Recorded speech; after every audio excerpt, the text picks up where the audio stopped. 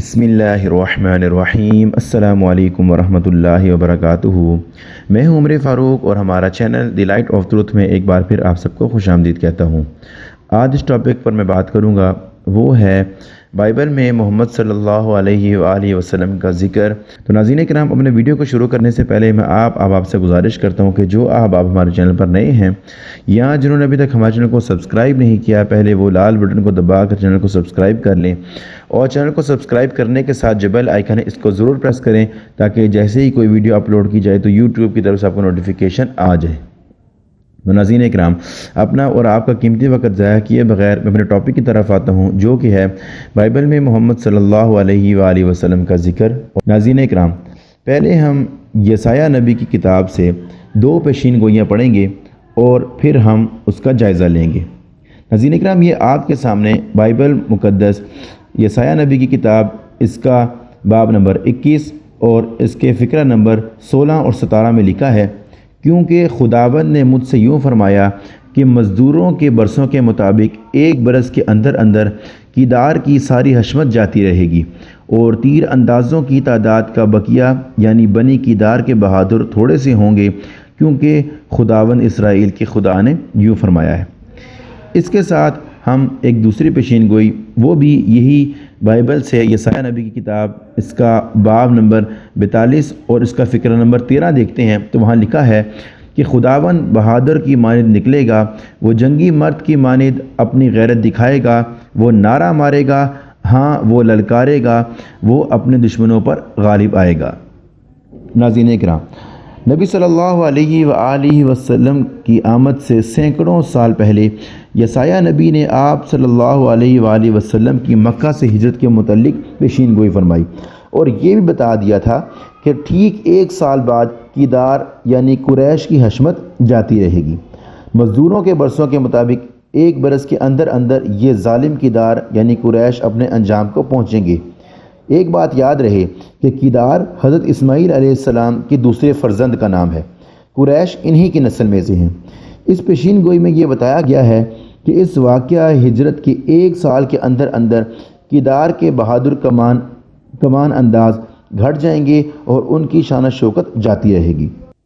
چنانچہ ہجرت کے 1 سال بعد ہی جنگ بدر کا وقوع ہوا، جس میں قریش کے بڑے بڑے بہادر سردار مارے گئے اور ان کا رعب و دبدبہ، حشمت و عزت کو بہت نقصان پہنچا۔ اور اسی پیشین گوئی میں اس بات کی وضاحت بھی کر دی گئی ہے کہ بنی کیدار تھوڑے سے ہوں گے، یعنی کہ نبی صلی اللہ علیہ وآلہ وسلم جو بنی کیدار سے تعلق رکھتے ہوں گے وہ تھوڑے سے ہوں گے، مگر اس کے مد مقابل دشمن جو کہ بنی کیدار سے ہی تعلق رکھتے ہوں گے وہ بہت زیادہ ہوں گے۔ چنانچہ رمضان کے مہینے میں 2 ہجری حضرت صلی اللہ علیہ وآلہ وسلم اپنے تھوڑی سی جماعت کو لے کر مدینہ سے نکلتے ہیں۔ جب بدر کے میدان کو پہنچتے ہیں تو دیکھتے ہیں کہ دشمن کا ایک لشکر جو تعداد میں ان سے بہت زیادہ ہے اور ان کے پاس سامان بھی بہت زیادہ ہے۔ 17 رمضان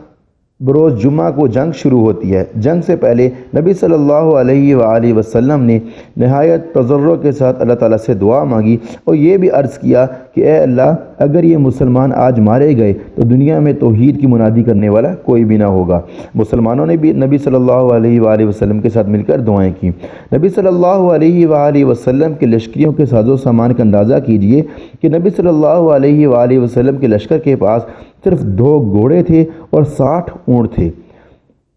اور اہل بدر کی تعداد بھی لشکر طالوت کے برابر تھی، جبکہ وہ جالوت کے مقابلے کو نکلے تھے۔ اور یہی بات نبی کریم صلی اللہ علیہ وآلہ وسلم سے سینکڑوں سال قبل حضرت یسایہ نبی نے لوگوں کو بذریعہ وحی بتائی تھی، جس میں یہ کہا گیا تھا کہ بنی کیدار بہت تھوڑے سے ہوں گے، اور یہ عرب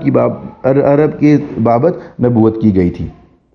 جنگ شروع ہوئی اور نصرت الہی سے بنی کیدار کی کثیر تعداد کو شکست ہوئی اور بنی کیدار کے تھوڑے سے بہادر غالب آئے۔ مخالفین کے 70 مشہور افراد گرفتار ہوئے اور 70 مشہور بہادر اور سردار مارے گئے۔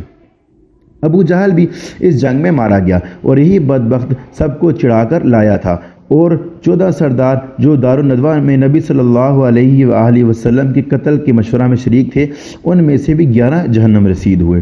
اب جب یہ سارا واقعہ ہو گیا تو اس کے بعد جو قیدی تھے ان کو قتل کر دیا جاتا، مگر نبی صلی اللہ علیہ وآلہ وسلم نے تاوان لے کر سب کو چھوڑ دیا، اور تاوان کی قیمت بھی اتنی رکھی کہ ہر کوئی اس سے آسانی سے ادا کر سکے۔ بعض قیدیوں کا تاوان نبی صلی اللہ علیہ وآلہ وسلم نے یہ مقرر فرمایا کہ وہ انصار کے بچوں کو پڑھنا لکھنا سکھا دیں۔ اس طرح یسایہ نبی کی دونوں پیشین گوئیاں بعین ہی صحیح ثابت ہوئیں کہ آپ اور آپ کے ساتھی تھوڑے ہونے کے باوجود بہادروں کی طرح نکلے اور رہتے ہونے کے باوجود جنگی مردوں کی طرح اپنی غیرت دکھلائی، نعرہ تکبیر کو بلند کیا، اللہ اکبر کی صدا دل نواز سے فضا میں بلند کی، اور حضرت یسایہ نبی نے اسی بات کی پیشین گوئی بھی فرمائی تھی کہ وہ نعرہ بلند کرے گا۔ چنانچہ ایک تلواروں اور تھوڑے سے ساتھیوں کے ساتھ ایک بڑے لشکر پر غلبہ حاصل کیا۔ ابو جہل جیسا متعصب کے کردار کا سردار مارا گیا، اور دیگر بڑے بڑے سردار جہنم رسید ہوئے، جن کی لاشیں بدر کے کنویں میں پھینک دی گئیں۔ کردار کی اولاد یعنی